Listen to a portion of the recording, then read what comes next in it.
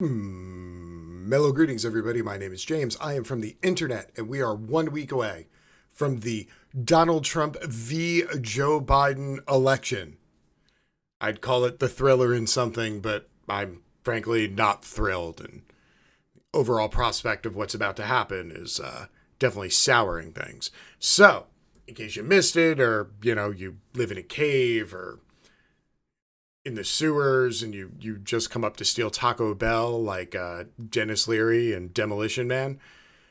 Last night, Amy Coney Barrett, booyah, the new Supreme Court Justice, pushed through, sworn in just a week before the election. They just no care in the world. Just ram that right through.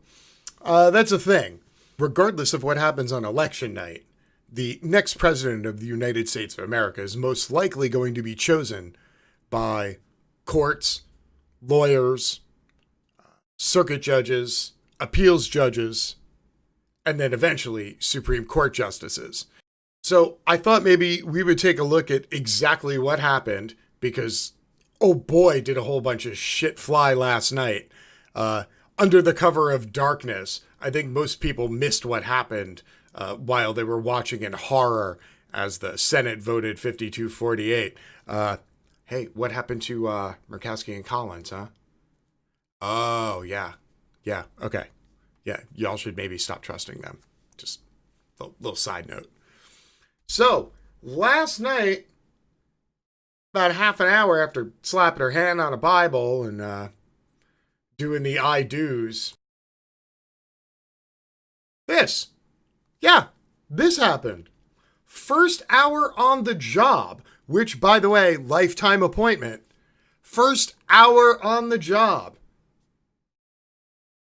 Yeah, it's fresh off the act.tv presses. That's how we roll. Minutes after pledging to uphold judicial independence, Amy Coney Barrett up on the balcony. President Trump. Woo! There you go. I'm loving the judicial impartiality. Y'all better strap in because shit's about to get bumpy. Now, while all of this was going on, this whole big dog and pony show with the press climbing over each other to get snapshots and videos of this horrific event so they could, and then immortalize it for history. So, 500 years from now, people could look back and go, oh, that's what happened. Yeah. Complete with pictures. Something else happened. Kind of important, related to this.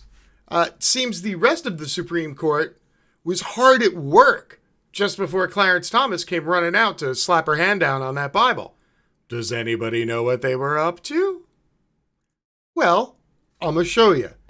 It looked a little something like this.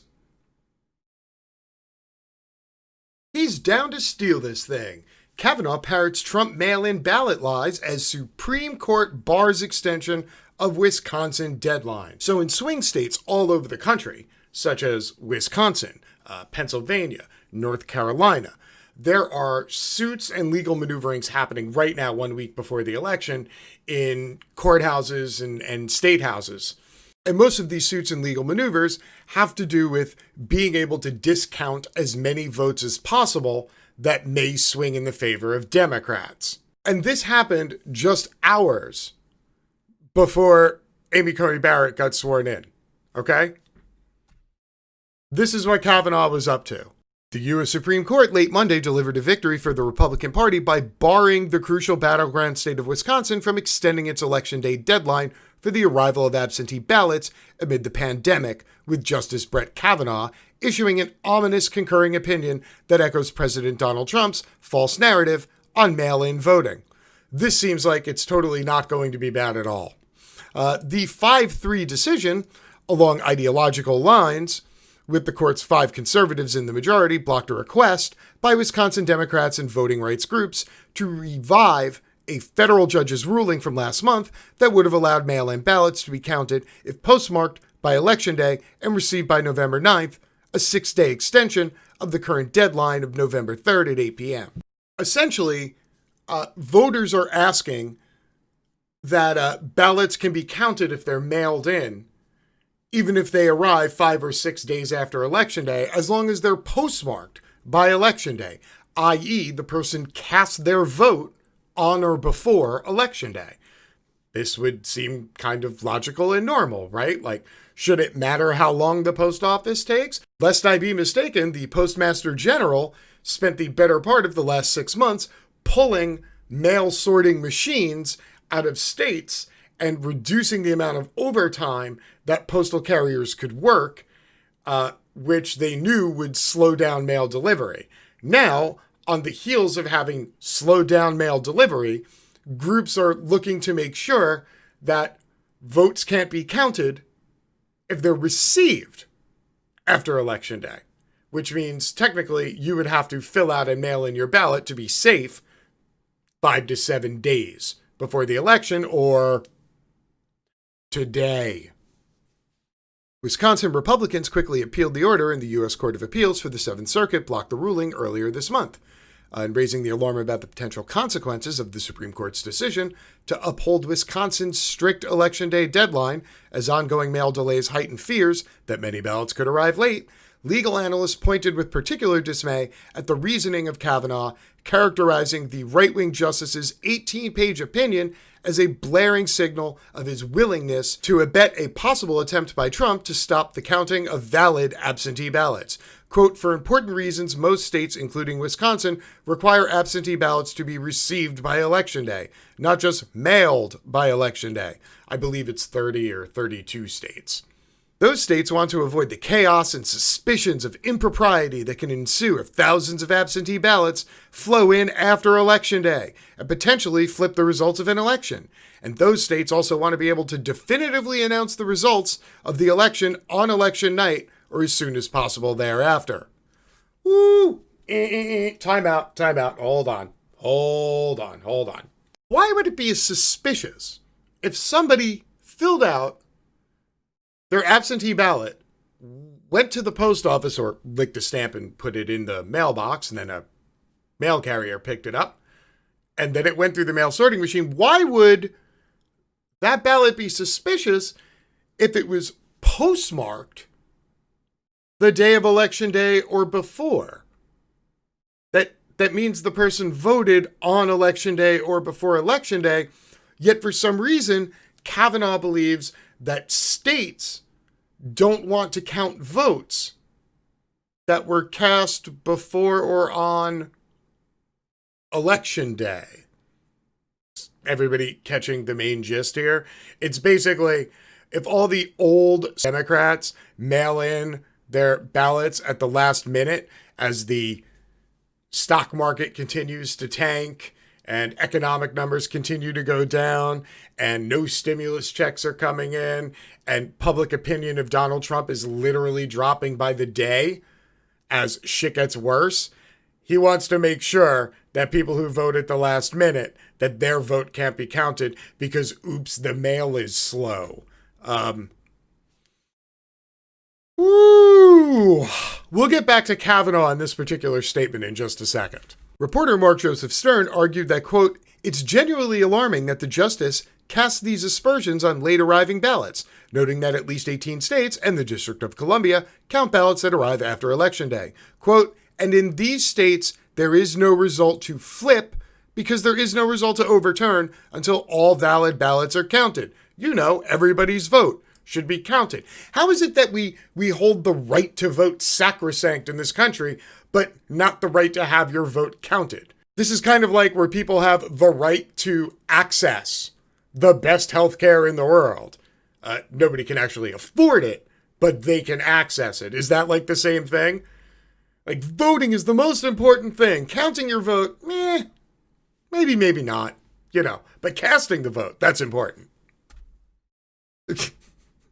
Literally performative theater. George W. Bush's 2000 election legal team, which included Amy Coney Barrett, Brett Kavanaugh, and Justice John Roberts, argued during that contested election that ballots arriving late and without postmarks, which were thought to benefit Bush, must be counted in Florida. literally 20 years ago. Kavanaugh said not only does it not have to arrive by election day, but it doesn't even have to have a postmark on it. Yeah, you just drop that shit off late. It's cool. Oh, they voted for George Bush. Yeah, we'll count that one. But now, God forbid, a ballot arrives late because we removed postal sorting machines. Whatever the reason behind Kavanaugh's performance on Monday, he's given the nation another legitimate reason to fear that this election may end with a Bush v. Gore-like disaster for American democracy, but even worse than the original. Just minutes after the Supreme Court issued its ruling Monday night, Trump falsely tweeted that there are, quote, big problems and discrepancies with mail-in ballots all over the USA. There aren't. Well, other than the QAnon mail carrier who threw away a whole bunch of bags of mail. That happened. Must have final total on November 3rd, Trump added. Twitter flagged the president's post as misleading, and observers hastened to point out that the final vote count is never complete and final by election night. If it was, Al Gore would have become president. Oh, okay, yeah. But then, is different than now because tribalism. Yeah, I get it. Right, so you're not interested in democracy, just your team winning. I get it. I wish more people would just have the intestinal fortitude to just stand up and say it rather than the performative theater.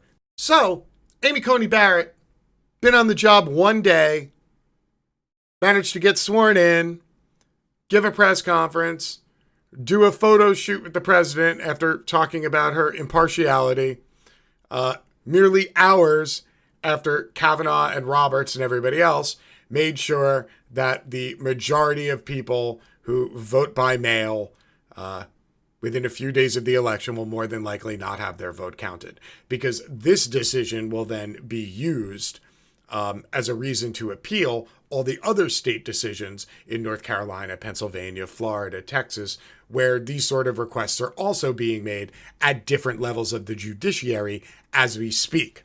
Right now, if you're, let's say, a high school student or a college student, from this day, Amy Coney Barrett's first day on the job, if you had a child right now, and then that child grew all the way to adulthood, had a child, and then that child got all the way to maturity and had a child, when that baby, your great-grandchild, came out, Amy Coney Barrett would just be at the end of her potential tenure. I want you to really understand how long this woman is going to be on the bench overseeing legislative issues based on her own conservative religious morality. So with only a week to go, this is where I remind you that John Roberts, who really just wants to get the fuck out of Dodge, and Clarence Thomas are both more than likely going to have to be replaced in the next 4 to 8 years. Whatever it is you choose to do with that information, you do with that information. As always, I'm reminding you, keep your eye on the prize. I'm out. Peace.